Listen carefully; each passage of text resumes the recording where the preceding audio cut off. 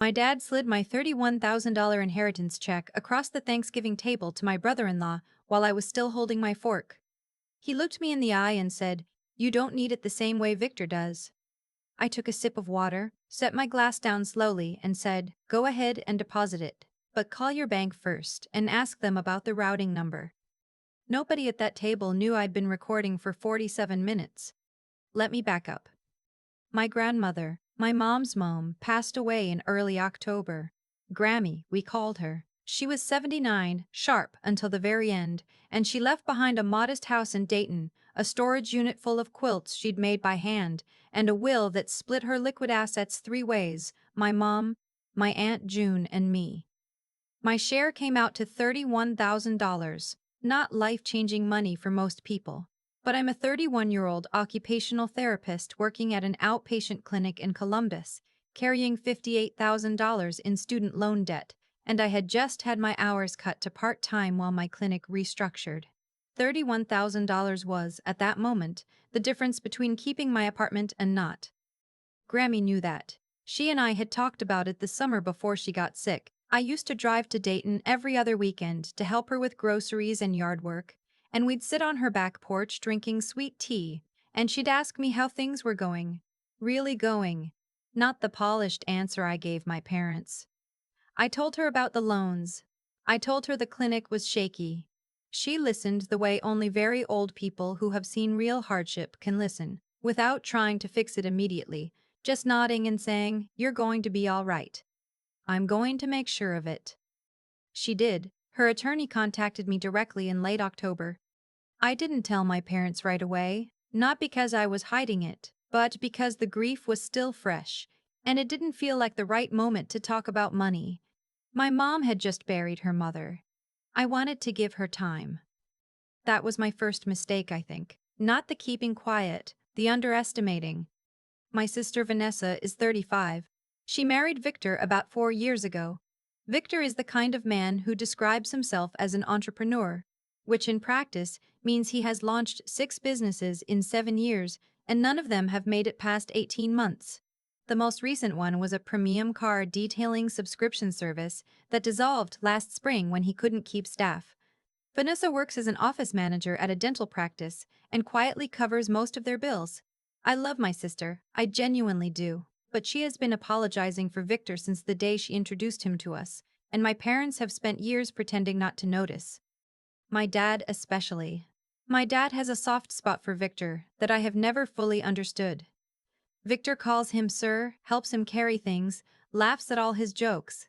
My dad is 63 and was a machinist for 30 years, and he respects a certain kind of man, or the performance of that kind of man, and Victor has always known exactly what performance to put on. Thanksgiving was at my parents' house in Westerville. I drove up from Columbus the night before and helped my mom prep the kitchen. Everything felt normal.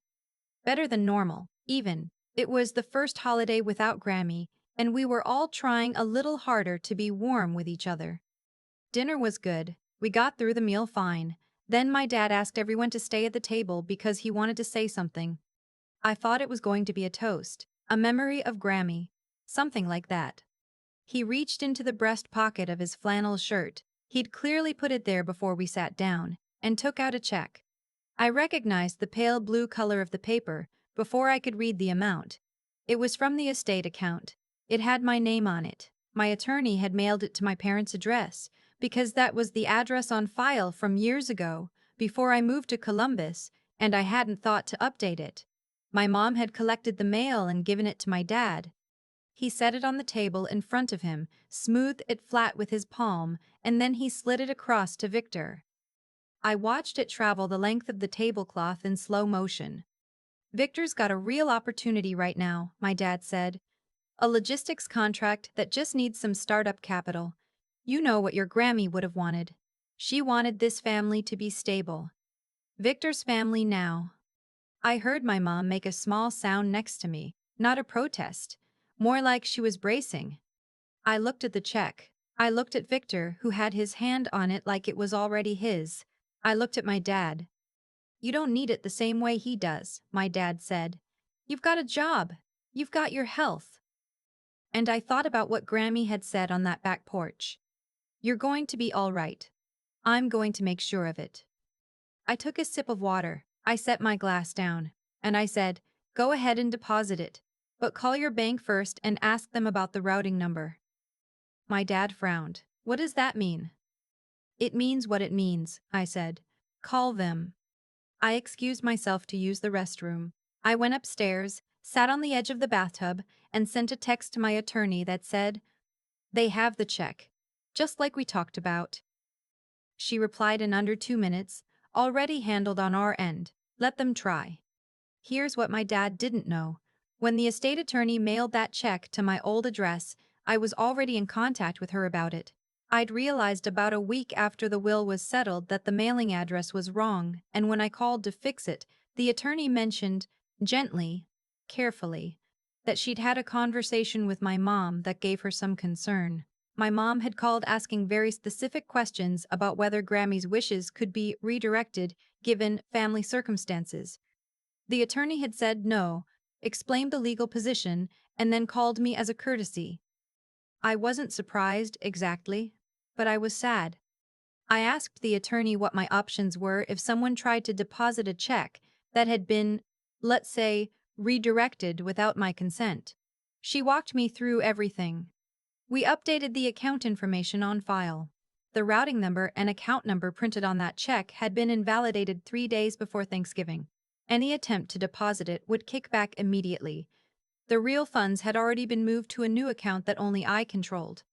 I had also, at my attorney's suggestion, downloaded a recording app on my phone before I drove to Westerville. I put it on when my dad said he wanted everyone to stay at the table. I don't love that it came to that. I want to be clear about that. I didn't walk into Thanksgiving hoping to catch my family in something. I walked in hoping I was wrong about what was coming. But I had learned by then to hope for the best and prepare for the rest. When I came back downstairs, Victor was on his phone with a look on his face I recognized from every failed business venture. The look of a man recalculating. My dad was talking to him in a low voice. Vanessa was staring at her plate. My mom looked at me when I sat back down. Something in her expression was different. Not guilty exactly. Caught, maybe. It didn't go through, Victor said. He said it to my dad, not to me. Like I wasn't in the room. Of course it didn't, I said. I told you to call the bank first. My dad turned to me. What did you do? I protected my inheritance, I said, the same way Grammy intended. Victor needs that money. You know what he's got lined up. Dad, I said it quietly. Grammy left that money to me. Not to the family. Not to Victor's next business. To me. She and I talked about it. She knew about my loans. She knew about my hours getting cut. She made a specific decision. You're being selfish. That one landed. I won't pretend it didn't. I'm being a 31-year-old woman who is almost $60,000 in debt and just had her income cut by a third, I said.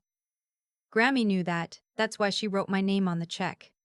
Vanessa finally looked up. Nobody's saying you don't deserve it. Victor just tried to deposit it, I said. That's exactly what someone's saying. She went quiet. My dad pushed back from the table. He was angry in that way. He gets where he doesn't raise his voice, just becomes very still and very clipped. He said I was making this into something it didn't need to be. He said family supports family. He said Grammy would have wanted harmony, not lawyers. Grammy hired a lawyer to make sure her wishes were followed, I said. I think she knew what she was doing. I drove back to Columbus that night. I cried for about 40 minutes on 270 South, which I'm not ashamed of. It wasn't about the money by then. Not entirely. It was about sitting at that table and realizing my dad had planned this. He had put that check in his pocket before we sat down for Thanksgiving dinner. He had rehearsed what he was going to say. And not once had anyone asked me how I was doing since Grammy died, or how the clinic situation was going, or whether I needed anything. I called my friend Sloane when I got home. She listened to the whole thing without interrupting, which is one of her great qualities, and when I finished, she said, "Please tell me you recorded it." 47 minutes, I said.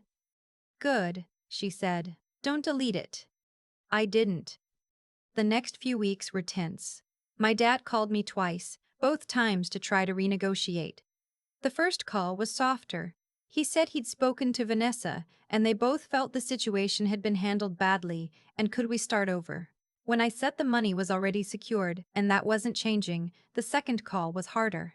He told me I was alienating my family over $31,000. He said Grammy had been getting forgetful at the end, and maybe she hadn't fully understood what she was doing when she had those conversations with me. I wrote that one down in a notes app immediately after I hung up. Verbatim, as close as I could get it. I sent the note to my attorney. She said it was useful to have. My mom was quieter through all of it. She texted me a few times, short messages, asking if I was okay. I answered yes and didn't elaborate. She didn't push.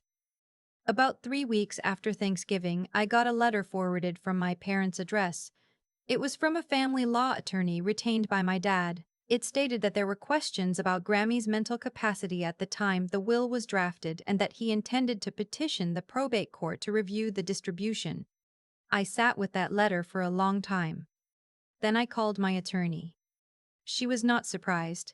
She said will contests over amounts like this were more common than people realized, and that they typically went nowhere when the original attorney could testify to the testator's capacity, which Grammy's estate attorney absolutely could. She also noted that the recording I had from Thanksgiving, in which my dad stated Grammy hadn't fully understood what she was doing, would be useful context if it came to depositions.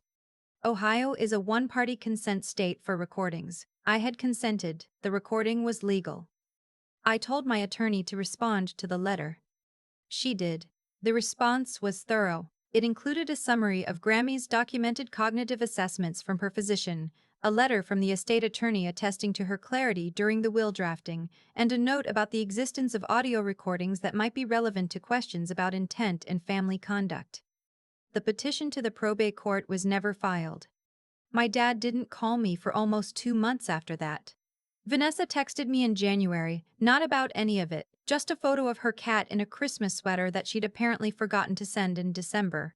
I sent back a heart emoji. It felt like a small white flag and I accepted it. Victor, I later found out through Vanessa, had found another investor for his logistics venture. It lasted about 5 months before the contract fell through. I heard this secondhand and said nothing. The clinic situation resolved itself better than I'd expected. They brought me back to full-time in February and gave me a small raise. I paid off one of my smaller loan accounts in March, which was the first loan I had ever fully paid off, and I sat in my car in the parking garage after work and let myself feel good about it for a few minutes. My mom came to visit me in Columbus in the spring. She drove down on a Saturday and we walked around Goodale Park and got lunch at a place on 5th. We talked about Grammy. We talked about her garden, her quilts, a story about a neighbor from 1987 that Grammy had apparently told differently to each of us for 40 years. We laughed a lot. My mom didn't apologize in words, but at the end of lunch she reached across the table and squeezed my hand and held it for a second before letting go. I think that was the closest she knew how to get, and I decided to let it be enough. My dad and I are still figuring it out. He came to Columbus for my birthday in June. Vanessa organized it, which I thought was genuinely kind of her, and he and I managed a whole dinner without it coming up. He hugged me when he left and called me kiddo, which he hasn't called me since I was about 12. I don't know what that means yet. I'm holding it loosely. What I know is this. Grammy worked her entire life. She raised 3 kids, buried a husband, tended a house alone for 22 years, and sat on a back porch on summer afternoons, and really listened when her granddaughter talked about her debt and her fears and her uncertain future. She made a decision. She signed her name. She made sure the attorney had it right. I was not going to let that decision be slid across a Thanksgiving tablecloth to a man who has never in his life managed to see a thing through. The $31,000 is still sitting in that account. I'm not spending it recklessly. I'm building the emergency fund Grammy would have approved of, 6 months of expenses, liquid, untouchable.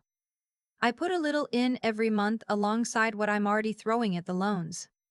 Every time I transfer money in, I think of her porch, the sweet tea, The way she'd nod slowly when I talked, like she was filing everything away somewhere safe.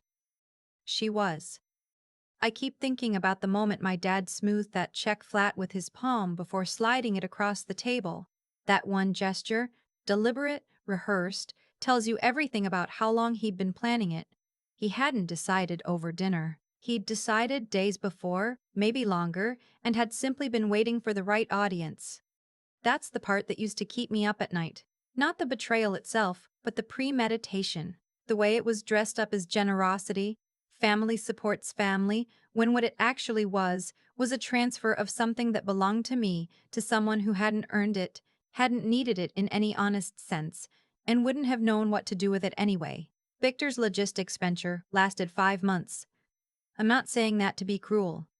I'm saying it because Grammy knew, even without knowing Victor specifically, that money handed to the wrong hands at the wrong moment disappears. She knew what careful looked like. She'd practiced it her whole life. What I've learned, slowly, imperfectly, is that doing the right thing and being smart about it are not opposites. I used to think protecting yourself was somehow less noble than trusting people. That if I really had good values, I'd assume the best. Walk in open-handed, let things unfold. But open hands and open eyes aren't the same thing. Grammy was one of the most genuinely decent people I've ever known, and she still hired an attorney, signed documents, made sure the language was exact. Integrity doesn't require you to be naive. It just requires you to be honest about what you're doing and why. The recordings, the updated account, the attorney on speed dial, none of that was about winning. It was about not letting someone else rewrite a decision that wasn't theirs to make. Grammy made a choice. She was clear-headed and present. And she made it with intention, honoring that wasn't selfishness. It was the most straightforward act of loyalty I could manage. What took more out of me was the long game after, not the legal stuff. That resolved faster than I expected.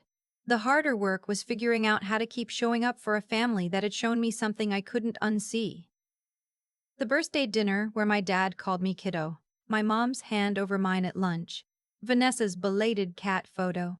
None of those moments erased Thanksgiving, but I've stopped needing them to. People are capable of more than one thing at a time. Love and selfishness, loyalty and blindness, and I've had to get comfortable holding that complexity without letting it flatten into something simpler and angrier than the truth. Grammy used to say that a life well managed is its own kind of argument. You don't have to win the fight out loud if the results eventually speak clearly enough. I think about that every time I move money into that account. The emergency fund is almost fully funded now. The loans are coming down. I'm back full-time at the clinic. None of that happened because someone handed it to me at a dinner table. It happened because I paid attention, made a plan, and didn't flinch when it mattered. That's what she was trying to give me, not just the $31,000. The proof that I was worth the deliberate act of making sure.